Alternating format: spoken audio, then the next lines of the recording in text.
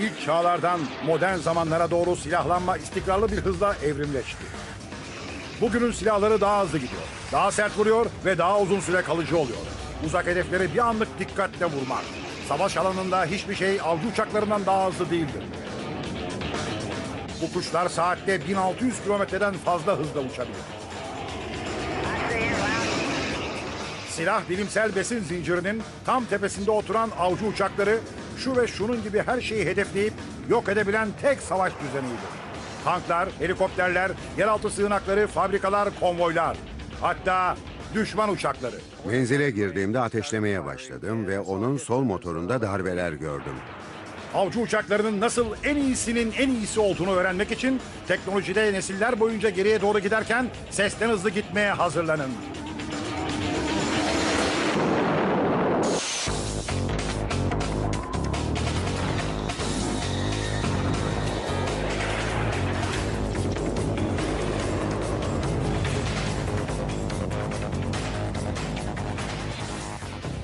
Savaş uçakları dünya hava kuvvetleri içinde en son teknolojidedir.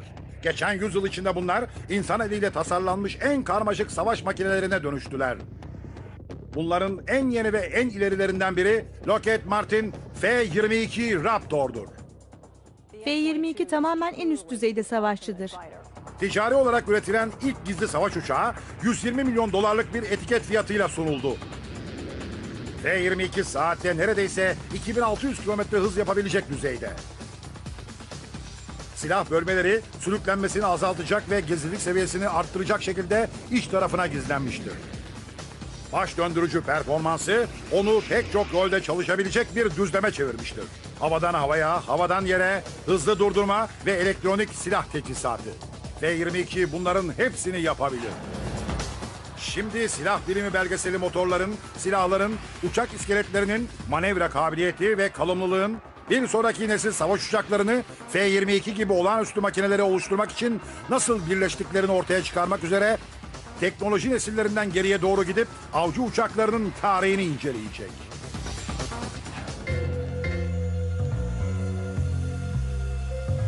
...21. yüzyılda sabit kanatlı savaş uçakları havasal silahların birinci basamağını oluşturuyordu.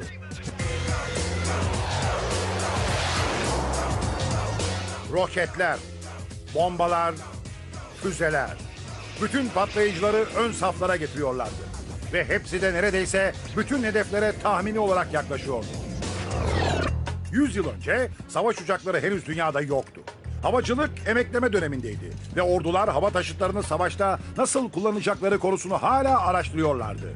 Birinci Dünya Savaşı patlak verdiğinde uçaklar temel olarak keşif için kullanılıyordu. İlk başlarda hava taşıtları aslında Birinci Dünya Savaşı'nda savaş uçakları olarak kullanılmıyordu. Çünkü genellikle düşman birliklerinin konuşlanmalarını havadan izleyerek bir üstünlük yaratmak için kullanılıyordu. Ama havada olanlar düşman gözlemcilerini vurarak düşürebilirlerse bir üstünlük sağlayabileceklerdi. Alman ve İngiliz uçakları birbirlerine saldırmaya başladılar. İlk önce pilotlar görevlerinde kullandıkları tabancaları kullandılar.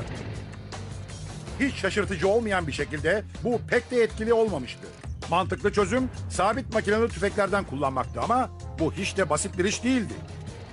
Makineli tüfekler kokpitin hemen önüne konuşlandırıldığında pervanede bir sorun baş gösteriyordu. Çünkü pervane tam ateş hattının önünde duruyordu. Düşmana atılan bir mermi atıcının kendi pervanesine ölümcül zararlar verebilirdi. Bu kabataslak deney böyle bir senaryoda neler olabileceğini gösteriyor. Bu Lewis Mark II silahından çıkan bir kurşunun pervane kanatlarından birini delip geçtiği kısa bir örnek. İhtiyaç duyulan şey pilotun kendi uçağına zarar vermeden ateş edebilmesini sağlayacak bir araçtı. Hollandalı bir mucit olan Anthony Fokker çözümü buldu. Buluşu savaş uçaklarında bir devrim yaratacaktı. Fokker akım kesicili bir dişli üretti. Bu, makineli tüfek mermisi ateş edeceği yere giderken pervane makineli tüfek namlusunun önüne geçtiğinde ateşi sekteye uğratacak zaman ayarlı bir düzenekti. Pervane buraya ön tarafa takılır. Motor dönerken pervaneyi de döndürür. Şimdi şuradaki mil çivisine tekrar bakın. Üzerinde küçük bir çıkıntı ya da eğimle düzgün bir yüzey. Bu düzgün yüzeyin üzerinde bir dizi menteşe ile yatay bir çubuğun üzerine yaslanan dikey bir çubuk. Mil dirseğinin üzerindeki çıkıntı kırmızı takip eden çubuğu kaldırdığında yatay çubuk makinalı tüfeğin gedik kısmındaki yaya karşı sıkıştırılmış olurdu. Böylece ateşi kesintiye uğratırdı. Akım kesici dişli casus uçaklarını savaş uçaklarına çevirmişti. Pilotlar bu sayede hem uçağı kullanabiliyorlar hem de hedeflerine rahatlıkla ateş edebiliyorlardı. Bu aynı zamanda arka silahçıları bir gereksinim olmaktan çıkarıyordu. Artan bir şekilde hava kuvvetleri savaş uçaklarını tek başına görevlendirmeye başladı. 30 yıl sonra daha güçlü motorlar, daha ölümcül savaş uçaklarının yeni nesliyle sonuçlandı. Artan motor gücü uçak gövdelerinin daha ağır silahlar taşıyabilmesine imkan sağladı. Birinci Dünya Savaşı'nda çoğu uçağın bir ya da iki makinenin silahı vardı. İkinci Dünya Savaşı zamanında Amerikan P-51 gibi savaş uçaklarının 6 motoru bulunuyordu. 50 kalibrelik büyük ve öldürücü mermiler fırlatan Browning M2 makinalı silahları vardı. Taraf başına yaklaşık 980 devrelik cephane taşırdı. Havadan havaya saldırılarda çok kullanışlı bir savaş silahıydı. Yaklaşık her 4. ya da 5. kovan aslında bir izli mermiydi. Bu sayede pilot mermilerin hedefe doğru ilerlediği yolun etkisini gözleyebiliyordu. Tepeden tırnağa silahlanmış, her taraftan gelen savaş uçakları kesin savaş galipleri oluyordu. Makineli silahları diğer uçaklara da zarar verebilirdi. Konvoyları dağıtabilirdi ve tankları imha edebilirdi. Ama 1940'ların sonlarına doğru jet motorların gelip çatmasıyla her şey değişti.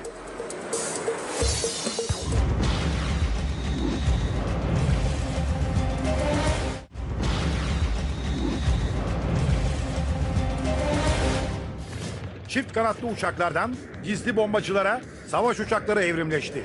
Elbette silah sistemleri de bundan nasibini aldı. Herhalde bu gelişmede tek ve en önemli adım 1940'ların sonunda jet uçağının doğmasıydı. Jet motoruyla birlikte yeni savaş uçağı nesli saatte neredeyse 1000 kilometreyle uçabiliyorlardı. İlk dalaşlarında savaş uçakları öyle hızlıydı ki pilotlar etkin bir şekilde hedef almada zorlanıyordu. Daha kesin sonuç veren bir silah sistemine ihtiyaç vardı. Düşman savaş uçaklarını arayıp bulan ve yok eden bir şeyler. Çözüm, füzeler. Geleceğin uçak cephanelerinin füzeler olacağı görünüyordu.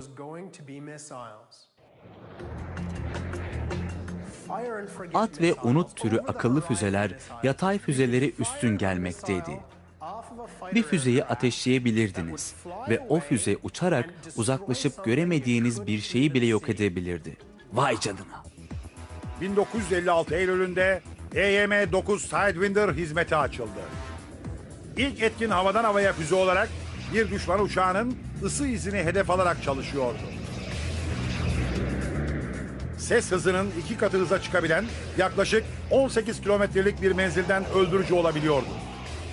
Birden fazla kısa menzilli füzeyle donanmış F-4 Phantom 1960'da Amerikan ordusunun hizmetinde kullanılmaya başlandı.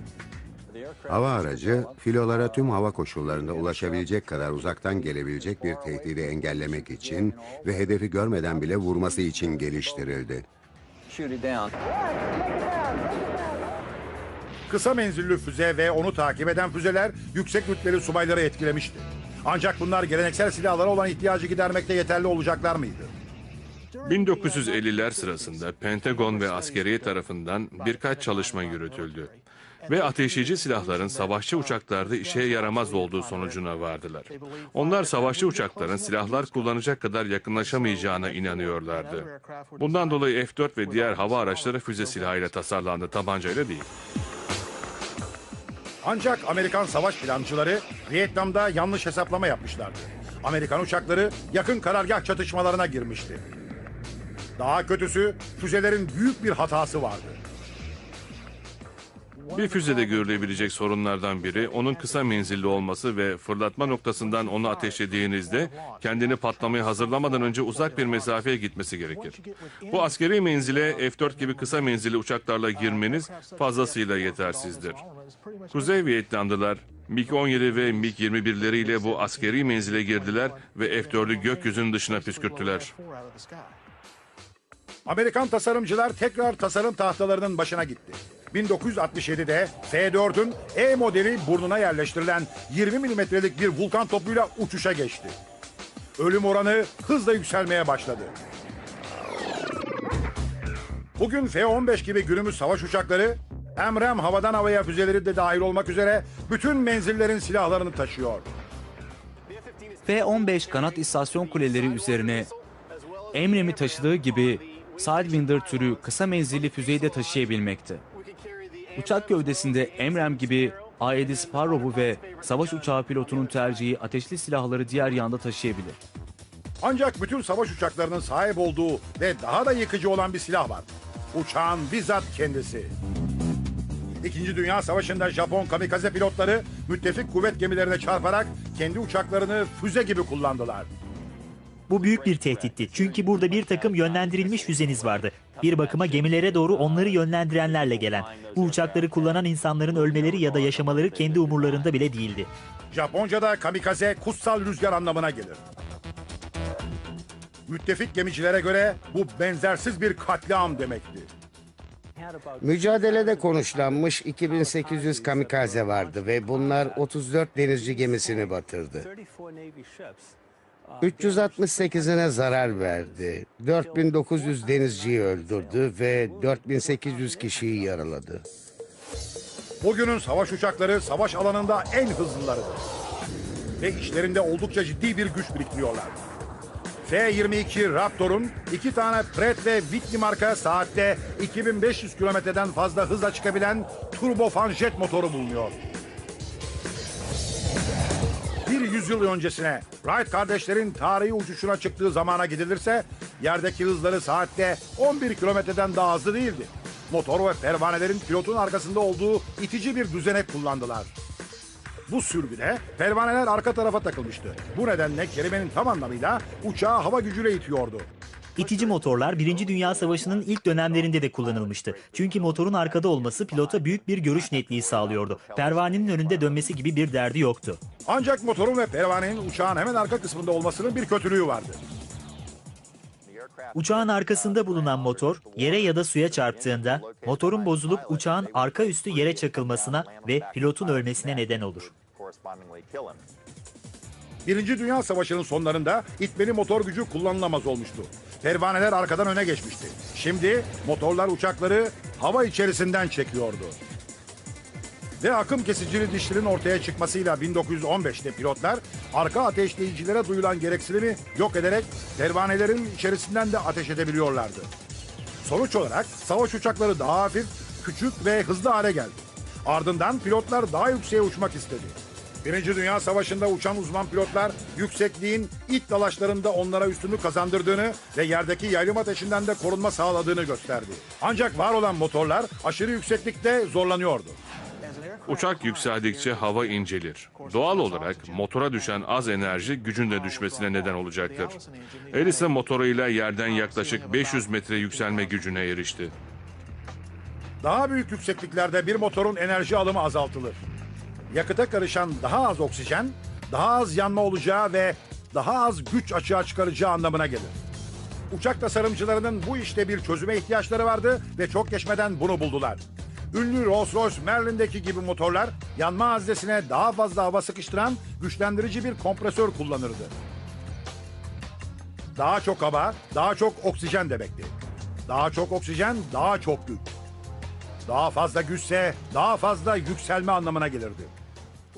Packard yapımı Rolls-Royce Merlin motorunu bir P-51'e koyduğunuzda uçağın 12 kilometreden yükseğe çıkabildiğini keşfediyorsunuz. Bir Mustang'i mükemmel bir savaş uçağına çeviren anahtar değişiklik, bu uçağın içine doğru motoru yerleştirmekti. Biz de elimizden geldiğince bunu yapmaya çalıştık. Merlin ve ek yakıt tanklarıyla donatılmış P-51 yeniden yakıt almadan önce olay olacak bir şekilde 7,5 saat uçabiliyordu. Yani buradan Almanya'ya ve geri dönüşte bombacıları kovalayacak menzile sahipti. Uzun menzil yan tanklarından savaştan önce kurtulup öldürmek için inişe geçiyorlar. Öykü şöyle devam ediyor. Görün ki bir gün göğe bakıp Mustang'leri tepedeki uçak izlerinde gördüğünde savaşın kaybedildiğini söyledi. P-51 piston motorlarıyla çalışan son uçaklardan biriydi. Merlin onu gökyüzünde en hızlılardan biri konumuna getirmişti. Ama ilk nesil jet motorları havalandığında P-51 tarih olmuştu. Jet teknolojisinin kökleri 1930'lara, dünya çapında bilim adamlarından daha hızlı bir motor tasarlandığı zamana dayanıyor. Bunlardan biri İngiliz RAF pilotu Frank Whittle. Uçağın pistonlarını itecek bir yol olarak havacılığa uygulanıp uygulanmayacağını görmek için gaz türbinlerini çalıştırıyordu. Ama bunun çok zor olduğunu bulduğunda birden turbojeti fark etti ve jet gücünün bu yoldaki yeni yol olduğunu keşfetti.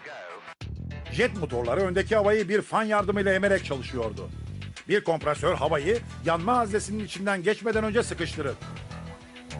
Burada havaya yakıt püskürtülüp tutuşturulur. Yaran gazlar yayılıp arkadaki hortuma doğru üfleyerek bir itme kuvveti yaratır. Bugün çoğu uçak jet motoru kullanır. Ancak 1930'larda Whittle'ın öncü çalışması İngiliz Havacılık Bakanlığı tarafından görmezden gelinmişti. Öyle olsa bile o hiç pes etmedi. 1930'da fikrinin patentini alıp araştırmalarını devam ettirdi.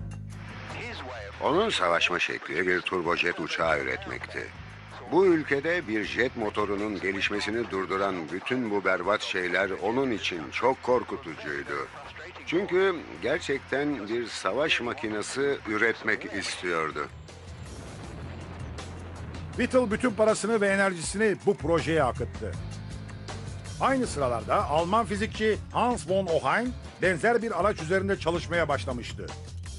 Bir uçağı pervanesiz itiş gücüyle yürütecek bir motor. Savaştan uzun bir süre önce Whittle Ohain'ın geçmiş patentini görüp Whittle'ın buluşunu kopyaladı ve Whittle'ın jet motorun mucidi olduğu konusunda ısrar etti. İkinci Dünya Savaşı'ndan sonra bu ikisi bir araya geldi. İcat süreçlerini konuştular ve hem Ohain hem de Frank Whittle her birinin jet motorunu birbirinden bağımsız olarak icat ettiklerine ikna olurlar. Whittle kendi jet motorunun müttefiklere savaşı kazandırmasını umdu. Ama ilk işlevsel jet savaş uçağını üretme yarışını Almanlar kazanmıştı. 1944 yazında ME-262'yi piste sürdüler. Şimdi biri birdenbire önünüze geliyor. Bilirsiniz. Ve bunun gittiği hız sizin ona karşı silahlarınızı çıkarmanıza imkan tanımıyor. 262'nin en yüksek hızı saatte 870 kilometre ile onu gününün en hızlı savaş uçağı yapıyordu. Ama henüz 262 bir savaş galibi olmaya ayarlanmamıştı. Çok geç gelmişti, çok az sayıda üretilmişti ve düşük hızda manevra kabiliyeti tartışılıyordu. Aslında müttefik güçlerin pervaneyle çalışan P-51 pilotları bazen Alman jetlerini yakalayıp düşürebileceklerini fark ettiler. Bombacılara eşlik ediyorduk. B-17 bombalarını atarken bir sürü ME-262 tarafından saldırıya uğradık. Ve yaklaşık 8 kilometre yükseklikteydim. Aşağı baktım ve bu ME-262'nin bir bombacı uçağın ardına gelip onu patlattığını gördüm. O sırada uçağı çevirip silahı açtım ve aşağı doğru ateşlemeye başladım. Ateş menzilinden çıktığımda ikinci B-17'yi patlatmıştı ve ateşlemeye başlayıp sol motoruna hedef vuruşlarına başladım. ME-262 Alman uzman pilotlarından Walter Schuck tarafından yönetiliyordu. Walter'ın kendi başına 207 zaferi vardı. Ama P-51'i yöneten Joe Peterborough onun başarısına erişmişti. ME-262'mde vurulduğum zaman uçağı aşağı doğru sürdüm. Bu yüzden uçağım sadece bir kez vuruldu. Bir buluta daldım. Deneyimli bir pilot olarak aynı noktada tekrar ortaya çıkmanız gerektiğini bilirsiniz. Bunun için yukarıda sizi beklerler. Bulutun içinde 45 derece döndüm.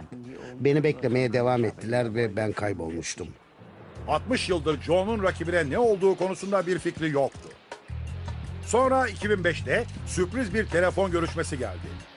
Walter'la birebir tanışmak için bir davet. Alman uzman pilot birkaç biradan sonra paraşütle atlamak zorunda kaldığını itiraf etmişti. Fırlatıcı bir koltuğumuz yoktu ve nasıl çıkabileceğimi görmem gerekiyordu. Kendimi ellerimle yukarı çektim ve ayaklarımı kumandadan çekerek aşağı süzüldüm. Çok çabuk oldu. 18 Mayıs 2005'te Walter ve ben ikinci kez buluştuk. Ama bu kişisel olarak ilkti ve çok sıkı dost olmuştuk. Joe'nun P-51'i günü kazanmış olabilirdi. Ama ME-262 pervaneli uçakların sonunu işaret ediyordu. Jet savaş uçakları gelecek demekti. Motor tasarımlarında ileriye bir sonraki büyük adım ses sınırını aşmakla sonuçlanacaktı. Savaştan sonra Amerika küçük bir uçak gövdesine bir roket motoru yerleştirmişti. Kanatlı bir mermi gibi Bell X-1, Mach 1'den yani ses hızından daha hızlı giden ilk uçaktı. Ekim 1947'de Amerikan test pilotu Chuck Yeager resmi olarak ses hızından öteye giden ilk insan oldu. Roger ve James Kore Savaşı'nda savaş uçağı pilotlarıydı. F-86 Sabre'de ses sınırı geçmenin neye benzediğini denediler.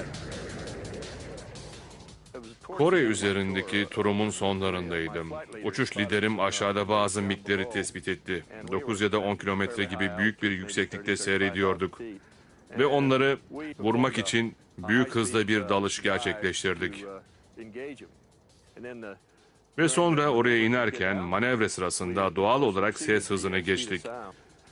Ama MiG uçaklarına öyle bir hızla yetiştik ki onların yüksekliğine ulaştığımızda onların nişan aldığımız yerin oldukça ötesini vurmuştuk. Bundan kurtulmak için çok fazla çekim ivmesi uygulamak zorunda kalmıştık. Ancak orada iyi bir çatışmaya girmiştik. Bugün modern jetler muntazam bir ilkede ses hızının ötesinde yol alıyorlar. İnsansız uçuşlar ses hızının 10 katının sınırlarını bile zorluyor. Savaş uçakları savaş alanında en hızlı silahlar haline geldi. Ama bu kadar hızlı gitmek için ve bu kadar çekim ivmesini itebilmek için ciddi seviyede mühendislik, yüksek seviyede gelişmiş motorlar, havacılık elektroniği sanatında bir düzey ve iyi tasarlanmış kanatlar gerekmektedir. Bir kanadın temel yapısı gerçek anlamda çok değişmedi. Sadece malzemeler değişti ve bazı şekiller değişti. Ama temelde kanat bölümünün üzerinde hava akımına ihtiyaç duyarsınız. Ve bu size bir yükselme gücü kazandırır. Kaldırma gücü yer çekimine meydan okur. Bu uçmanın tam olarak ne olduğudur. Kanat üzerindeki hava akımı belli bir mesafe kat etmelidir. Bilinen bir kanatta havanın en üst noktadan kat ettiği mesafe alt kısımdan boydan boya kat ettiği mesafeden daha büyüktür. Eğer bu daha uzun bir yol kat ediyorsa havada daha hızlı hareket etmelidir. Hızlı hareket ettiğinde ise daha az hava basıncı alır. Bu nedenle kanadın tepesinde daha az hava basıncı, altındaysa daha çok hava basıncı olur. Ve kanadın alt kısmında ne kadar çok hava basıncı olursa bu kanatları yukarı kaldırır. Birinci Dünya Savaşı'na dönecek olursak, kanatların gelişimi hala emekleme dönemindeydi. Büyük soru, bir uçağın kaç kanadı olmalı? Çift kanatlı ya da üç kanatlı uçak fikri, bir uçağın manevra kabiliyetini artırmak için daha çok kanadın olması demektir. Eğer bir kanat daha alır ve üç kanatlı bir uçak yaparsanız, içeri doğru sıkı kıvrılışlar yaparken, uçağın merkez kaç kuvvetiyle çekilen bütün ağırlığı yüzeylere dağıtılır. Ve daha çok yüzey üstü, daha çok kanadın üstü demek olur. Ancak çift ve üç kanatlı uçakların büyük bir olumsuzluğu vardı. Eklenen kanatların, destek ve kabloların ek ağırlıkları daha çok ağırlık yaratarak uçağı yavaşlatıyordu. Savaştan sonra tasarımcılar çabalarını tek kanatlı bir oluşuma yoğunlaştırdılar. Ve 1930'larda daha hafif, daha hızlı ve daha öldürücü yeni bir tür savaş uçağı doğdu.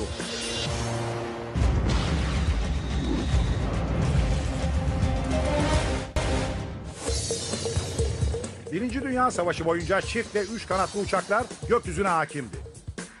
Ama bu ilk savaş uçaklarının aerodinamik becerileri eksikti. 1930'larda daha hafif ve daha hızlı tek kanatlı uçaklar ortaya çıkmaya başladı. Savaş uçakları aile ağacında yeni bir dal başlatarak devletler bir dizi klasik safkan savaş uçağı görevlendirmeye başladı. Bunların en iyi ikisi İngiliz Spitfire ve Alman ME-109'du. Spitfire'ın elips biçimli, düşük kanat yükü kapasiteli geniş kanatları vardı. Aerodinamikte kanat yükü, uçağın toplam ağırlığının kanat alanına bölümüyle bulunan değerdir. Bu, mühendislere uçağın tırmanış hızı, yük taşıma yetisi ve dönüş performansını etkileyen, kütleye göre kaldırabileceği orana dair kabataslak bir fikir verir. Eğer onun Alman rakibi olan ME-109 ile karşılaştırırsanız, Alman uçağının daha küçük bir kanada sahip olduğunu görebilirsiniz. Bu da bu uçağın daha yüksek bir kanat yükü olduğu anlamına gelir.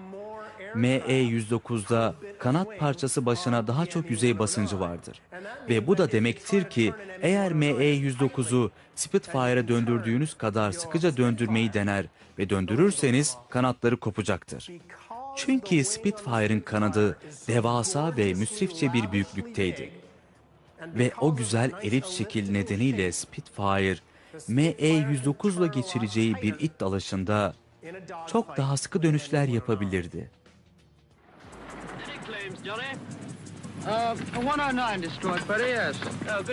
Spitfire'larla ME-109'lar kafa kafaya gittiğinde Spitfire ME-109'u dışa dönük bir manevrayla saf dışı bırakabiliyordu. Bu da Alman pilotlara yapacak tek bir şey bırakıyordu: İniş kanatçıklarını konuşlandırmak. İniş kanatçıklarının açısını elektrikle 10 dereceden 20'ye, 30'a ve bu şekilde değiştirebilirdiniz. Spitfire yalnızca 2 konum yapabilirdi. Kanatçıklar aşağı ve yukarı hareket edebilirdi. Alman pilot kurnaz tavşan bunu sıkı dönüşlerde kullanabilirdi. Spitfire arkasındayken ve onun sıkı dönüşleriyle baş edemezken iniş kanatçıklarını 10 derecelik bir açıyla değiştirdi ve bu şekilde daha çok kaldırma gücü kazandı. Ve uçak daha iyi dönüp düşmanın hedef alanı dışında manevra yapabildi. Ve sonra kanatçıkları içeri gizledi. Kaçmak için burun dalışı yaptı. Büyük kanat tasarımı hem ME-109'a hem Spitfire'a efsane olma yolunda yardımcı oldu. Ama onlar aerodinamikte yeni kapılar açan tek 2. Dünya Savaşı savaş uçakları değildi. Kuzey Amerikalı P-51 Mustang, katmanlı akım kanatlarıyla yapılan ilk uçak gövdesi oldu. Katmanlı akım, burgaçlı bir hava akımına kıyasla kanat çevresi üzerindeki düzgün, kesintisiz hava akımıdır. Yüksek katmanlı akımlı bir kanadın daha az sürüklenme ve çalkantıya uğraması gerekir. Mühendisler bu kuralı Mustang'in kanatlarına uyguladılar. Uçağın çapraz kısmı ya da kanat profili uç köşesine kıyasla daha inceydi ve giderek kuyruğun en büyük kalınlığa ulaştığı yere kadar genişlemekteydi.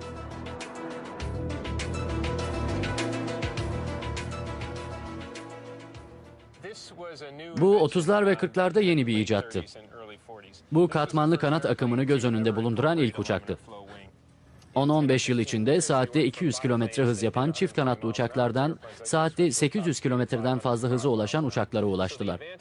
Bu nedenle o zaman haftalık gelişen ilerlemeler varken katmanlı hava akımı o anda gelişen bir yenilik olduğundan ilk önce Mustang'de denendi. Katmanlı kanatların gelişimi ileriye doğru büyük bir adımdı. Ancak sorunların tamamını yanıtlamaya yetmiyordu. Jet motoru çıktığında uçaklar daha da hızlandı. Ve bu fazladan hız kanatlara ve kuyruğa çok fazla gerilim ekledi.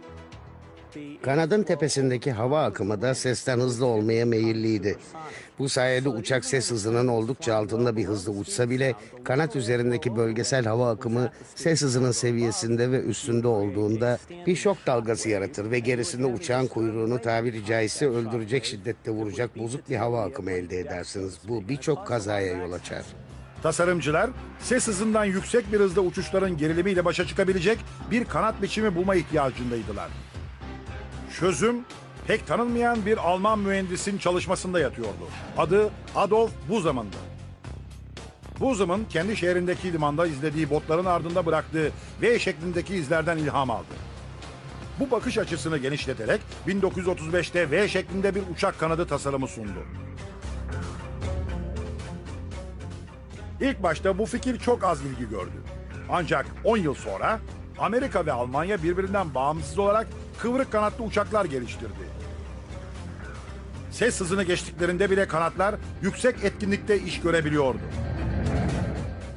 Kıvrık kanat şok dalgalarının birden yüklenmesini geciktirerek pilota hız arttıkça uçağın kontrolünü sağlama imkanı veriyor. Kuyruksuz delta kanat, kıvrık kanat tasarımının başarısı üzerine geliştirildi. Bir dart oku şeklindeki delta kanatlar günümüz kanat tasarımlarının temelini oluşturdu. Kıvrık kanat teknolojisi savaş uçaklarını daha hızlı ve manevra kabiliyeti daha yüksek uçaklara çevirdi. Ama işler yolunda gitmezse ne olur? Bir savaş uçağını kaybetmek, her zaman onu uçuran insanı da kaybetmek anlamına mı gelir? Pilotlar hayatlarını sadece bir merminin, yorumda yapılacak bir hatanın, mekanik bir düzensizliğin felaketle sonuçlanacağını bilerek bıçak sırtında yaşarlar.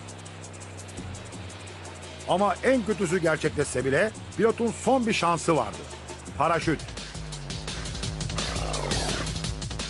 Birinci Dünya Savaşı'ndaki savaş uçakları için paraşütle atlamak büyük ustalık isterdi.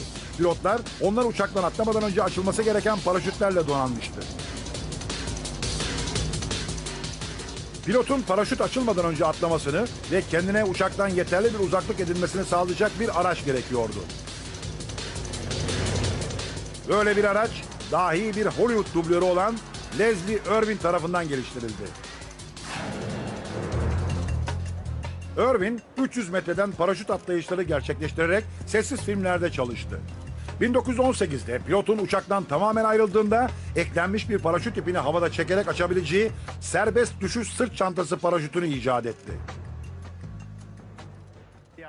Fikir, paraşütü açmak için uçaktan indirip ardından atlamak yerine uçaktan havada hemen açılacak ve yere güvenli iniş sağlayacak bir paraşütle atlamaktan ibaretti.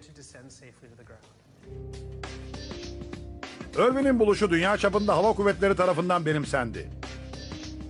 Irvin paraşütlerinin dünya çapında 100.000'den fazla havacının hayatını kurtardığı tahmin ediliyor.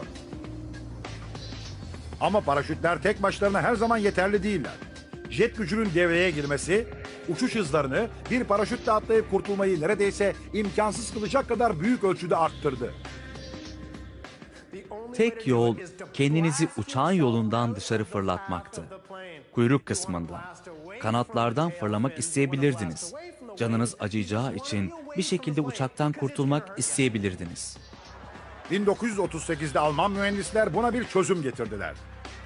Sıkıştırılmış havayla çalışan fırlatıcı bir koltuk icat ettiler. Tetiklendiğinde içindeki pilot yerinden uçağın açıklarına fırlayacaktı. Ancak tasarımı mükemmelleştirmek kolay olmadı. İlk iş pilotun kendini oturduğu yerde dik konuma getirmesiydi. Tetiği çektiğinde sıkışan gaz oluklardan bu düzineye gelecek ve sonra basınç yaratarak kayacak ve kokpitten bütün koltuğu dışarı fırlatacak. Pilot uçaktan ayrılır ayrılmaz koşum takımını elle açarak koltuktan ayrılmalı ve paraşütün ipini çekerek onu açmalıydı. İkinci Dünya Savaşı'ndan sonra fırlatıcı koltuk tasarımını geliştirme çabaları çeşitli ülkelerde sürdürüldü. 1946 yazında İngiliz Martin Baker firması canlı uçuşta ilk fırlatma denemesini yaptı. Koltuk uçaktan ayrıldığında koltuğun havada ters dönmesini engelleyecek dengeleyici bir parça açılır. Yere yakın bir yere fırlamak hala çözüm bekleyen bir sorundu. Pilotu paraşütünün güvenle açılabileceği bir yüksekliğe fırlatabilecek daha itici bir güce ihtiyaç vardı. 1960 yılında Martin Baker firması koltuğun altına bir fırlatma roketi yerleştirdi. Değerli basın mensupları, yaklaşık 100 metrelik bir fırlatma kuvvetiyle sonuçlanan kontrolsüz bir fırlatma kuvveti test edildi. Tasarımın koltuğu ve pilotu güvenli bir yüksekliğe fırlatabilecek patlayıcı bir gücü vardı. Hatta uçak yerdeyken bile. Son 40 yılda roket güçlü fırlayan koltuklar 7.000'den fazla pilotun hayatını kurtardı. Bu şanslı insanlardan biri Almanya'da bu durumu yaşamış Kanada Hava Kuvvetleri F-104 Starfighter savaş uçağı pilotu Ralph Harrison. 1980'de bulutlu bir günde Ralph 450 metreden bir uçuş gerçekleştirmekteydi. Uçuşun ilk dakikalarında kulakları sağır eden bir sesin takip ettiği bir dizi patlama duydu. ve kokpite giren bir duman vardı. Kafamda dönen tek şey ne yapmam gerektiğiydi. Sorunu çözebilir miyim diye düşündüm. Tamir edebilir miyim? Ve sonra tamir edemeyeceğimi anladım. İnsanlı füze olarak bilinen güdük kanatlı F-104 Starfighter, ses hızının 2 katına ulaşan görevdeki ilk Amerikan jetiydi. Şimdiye dek üretilmiş kazaya en meyilli savaş uçaklarından biriydi. Buna yeni bir takma ad vermek gerekiyordu. Dul bırakan.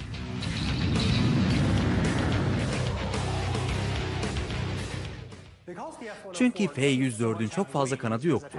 Olanlar da güdük kanatlardı. Havada dönerek düşen bir yaprak gibiydi. Ama ses hızının 2 katında bir hızla dönerek düşüyordu. Ralph Harrison da bu dul bırakanın yeni bir kurbanı olacak gibi görünüyordu.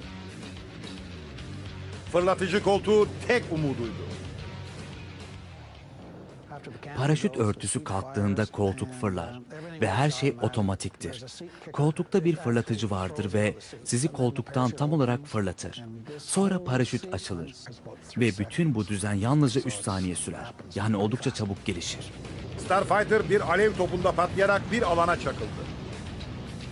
Ve Harrison güvenle yere süzüldü. Manzarayı, paraşüt yolculuğunu sevdim ve aşağı süzülüş oldukça hoştu. 21. yüzyılda jet savaş uçakları çok amaçlıdır. Yer saldırısı, hava savunması, düşman uçaklarını oyalama. Hepsini yaparlar. Birinci Dünya Savaşı'nda savaş havacılığı oldukça kolaydı. Bomba yoktu, roket yoktu. Sadece silahlar ve karmaşa. Kural yoktu. Kimse daha önce havada savaşmamıştı. Pilotlar işlerinin inceliklerini deneme yanılma yöntemleriyle öğreniyorlardı. Sonra Eylül 1916'da Alman uzman savaş uçağı pilotu Oswald Belka bir havadan havaya savaş rehberi olan Belka direktifini yayınladı. Taktikleri basitti. Kural 1. Her zaman arkadan saldırın. Eğer düşman sizi görmezse geriye ateş edemez. Kural 2. Kendinizi güneşle düşman arasına konuşlandırın. Bir silahçının güneş ışığına doğrudan bakarken nişan alması zordur. Klasik it dalaşı temel olarak bir uçağın kendisini diğerinin kuyruk tarafına konuşlandırmasını hedefleyen bir dönüş saldırısıdır. Pilot kendini terim tabiriyle saat 6 yönünde bir uçakla bulursa o an ciddi bir tehlike içinde bulunduğunu bilir. 30 yıl sonra uçaklar daha hızlı ve daha iyi manevra edebilir hale geldi. Ancak Belka'nın kuralları hala uygulanıyor.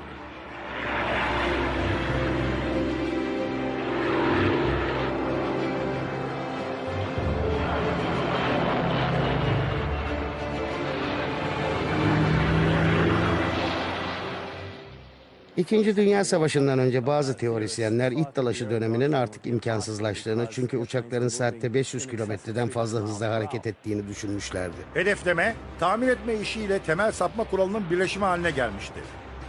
Buna düşman uçağının hızını ve mermilerinin hızını da hesaba katarak hedefin ilerisindeki boşluğa ateş etmek de dahildi. Eğer bir pilot kendini sıkı bir noktada bulursa havada sıkça parçalı S'ler çizer. Pilot uçağı ters çevirir, yarım taklalar atarak zıt yönde bir uçma seviyesi tuttururdu. Yükseklikte bir P-51 saat 6 konumunda alçalır ve çoğu zaman 1.09 konumunda yukarı kalkmayı deneyerek parçalı S'ler çizer ve nihayet onun kuyruğuna yaklaşarak ateş etme imkanı bulabilirsiniz. Mustang onu itebileceğiniz kadar sıkı ilerleyebilirdi. Ne yapmak isterseniz ve neyi yapmaya gücünüz varsa olabilirdi. 109'a ayak uydurabilirdik. Ondan daha iyi bir uçuş gerçekleştirebilir, daha iyi dönüşler yapabilir, daha iyi dalışlar yapıp ondan daha hızlı uçabilirdik. Savaş boyunca P-51'ler 4950 gibi inanılmaz bir sayıda Alman uçağını düşürdüler. Diğer bütün müttefik savaş uçaklarından daha fazla. Ama ilk dalaşları Avrupa ile sınırlı değildi. Pasifik'te Amerikan ve Japon savaş uçakları şiddetli havadan havaya savaşlara tutuşuyorlardı. Amerikan pilotlar, Amerikan uzman pilotu Jimmy Tetch'in adıyla anılan Tetch örgüsü uçuşlarını gerçekleştirmek üzere iki gruba ayrıldılar. Manevra iki uçağın paralel bir düzlemde düşman savaş uçağının birinin kuyruğuna yaklaşıncaya kadar uçmalarını içeriyordu. Bu durumda içeriye doğru hızla uçağı yan yatırırlardı. Eğer düşman uçağı hedefini takip ediyorsa birdenbire ikinci bir uçağın onu kolayca atlayabileceği zayıf bir duruma düşüyordu. Sonra 1950'lerde savaş uçakları yeni bir silah sistemiyle donanmışlardı. Ve hava saldırısı taktiklerinin bir kez daha gözden geçirilmesi gerekiyordu.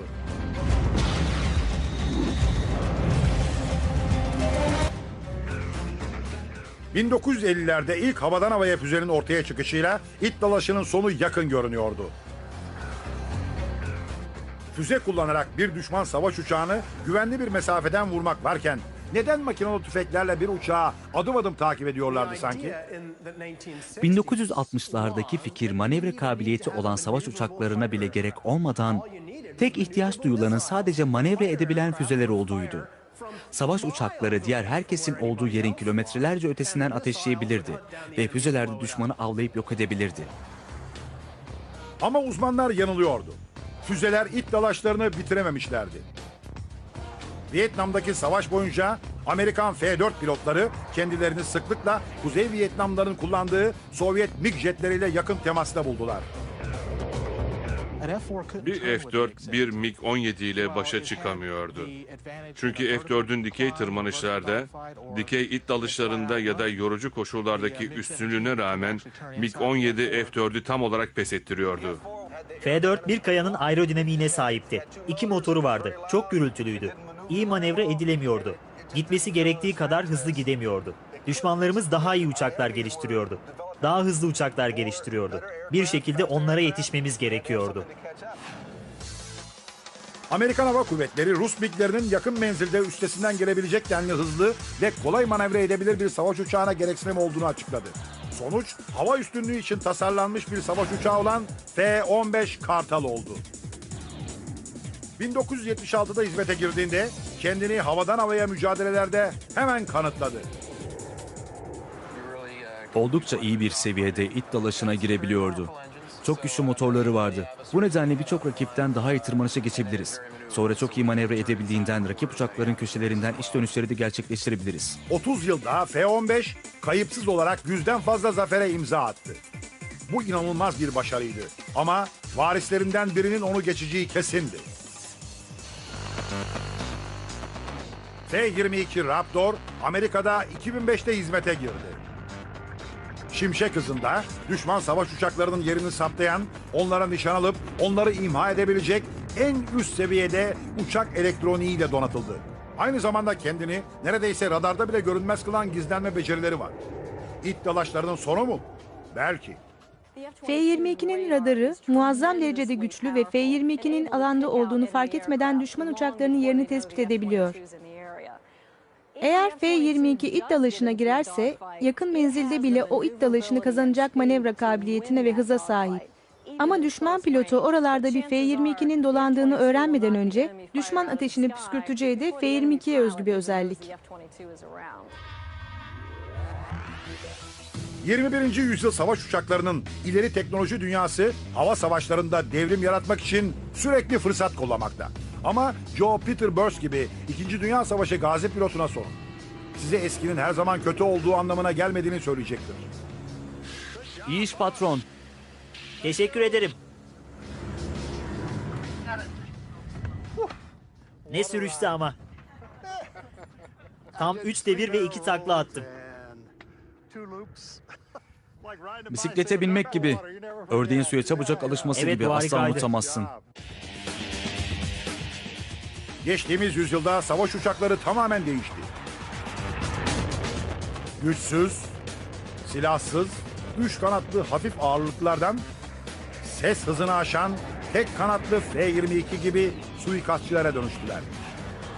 Bugünün savaş jetleri bir dizi önemli basamakta yavaş yavaş evrimleşti.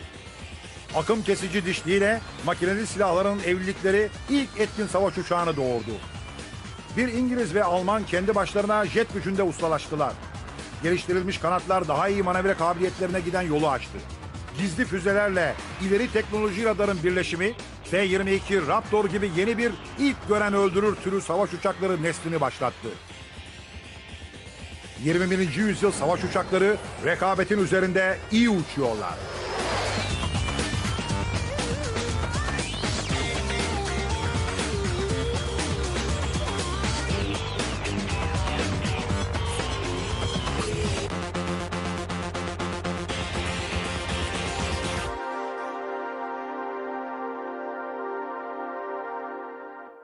bir üstünlük yaratmak için kullanılıyordu. Ama havada olanlar düşman gözlemcilerini vurarak düşürebilirlerse bir üstünlük sağlayabileceklerdi. Alman ve İngiliz uçakları birbirlerine saldırmaya başladılar.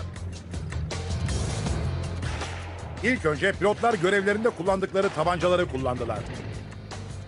Hiç şaşırtıcı olmayan bir şekilde bu pek de etkili olmamıştı. Mantıklı çözüm sabit makineli tüfeklerden kullanmaktı ama bu hiç de basit bir iş değildi. Makineli tüfekler kokpitin hemen önüne konuşlandırıldığında pervanede bir sorun baş gösteriyordu. Çünkü pervane tam ateş hattının önünde duruyordu. Düşmana atılan bir mermi atıcının kendi pervanesine ölümcül zararlar verebilirdi. Bu kabataslak deney böyle bir senaryoda neler olabileceğini gösteriyor. Bu Lewis Mark II silahından çıkan bir kurşunun pervane kanatlarından birini delip geçtiği kısa bir örnek. İhtiyaç duyulan şey pilotun kendi uçağına zarar vermeden ateş edebilmesini sağlayacak bir araçtı. Hollandalı bir mucit olan ve kalınlığın bir sonraki nesil savaş uçaklarını F-22 gibi olağanüstü makineleri oluşturmak için nasıl birleştiklerini ortaya çıkarmak üzere teknoloji nesillerinden geriye doğru gidip avcı uçaklarının tarihini inceleyecek.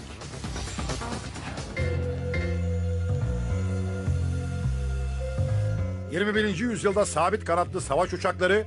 ...havasal silahların birinci basamağını oluşturuyordu.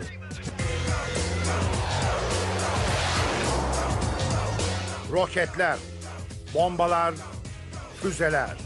...bütün patlayıcıları ön saflara getiriyorlardı. Ve hepsi de neredeyse bütün hedeflere tahmini olarak yaklaşıyordu. 100 yıl önce savaş uçakları henüz dünyada yoktu. Havacılık emekleme dönemindeydi ve ordular hava taşıtlarını savaşta nasıl kullanacakları konusunu hala araştırıyorlardı. Birinci Dünya Savaşı patlak verdiğinde uçaklar temel olarak keşif için kullanılıyordu. İlk başlarda hava taşıtları aslında Birinci Dünya Savaşı'nda savaş uçakları olarak kullanılmıyordu. Çünkü genellikle düşman birliklerinin konuşlanmalarını havadan izleyerek İlk çağlardan modern zamanlara doğru silahlanma istikrarlı bir hızla evrimleşti. Bugünün silahları daha hızlı gidiyor, daha sert vuruyor ve daha uzun süre kalıcı oluyor. Uzak hedefleri bir anlık dikkatle vurmak. Savaş alanında hiçbir şey avcı uçaklarından daha hızlı değildir. Bu kuşlar saatte 1600 kilometreden fazla hızla uçabilir. Silah bilimsel besin zincirinin tam tepesinde oturan avcı uçakları şu ve şunun gibi her şeyi hedefleyip yok edebilen tek savaş düzeniydi. Tanklar, helikopterler, yeraltı sığınakları, fabrikalar, konvoylar. Hatta düşman uçakları. Menzile girdiğimde ateşlemeye başladım ve onun sol motorunda darbeler gördüm.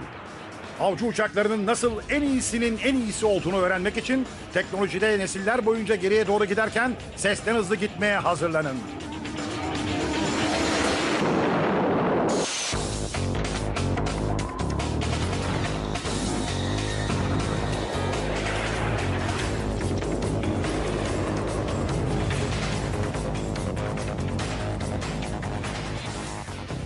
Savaş uçakları dünya hava kuvvetleri içinde en son teknolojidedir.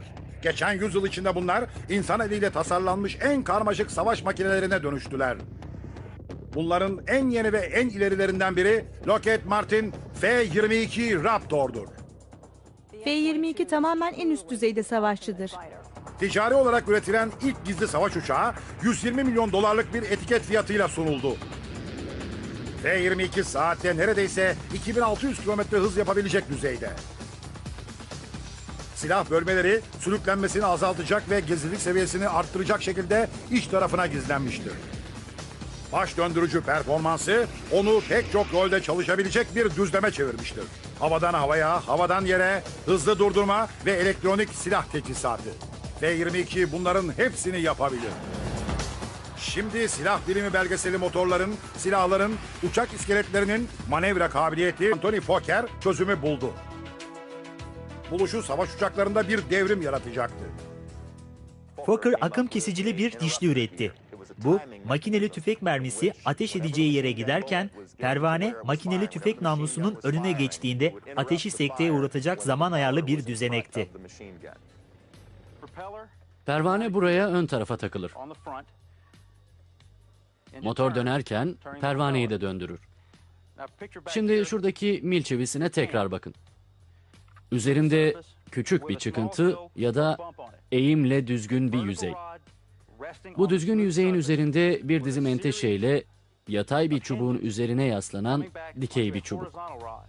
Mil dirseğinin üzerindeki çıkıntı kırmızı takip eden çubuğu kaldırdığında yatay çubuk makineli tüfeğin gedik kısmındaki yaya karşı sıkıştırılmış olurdu. Böylece ateşi kesintiye uğratırdı. Akım kesici dişli casus uçaklarını savaş uçaklarına çevirmişti. Pilot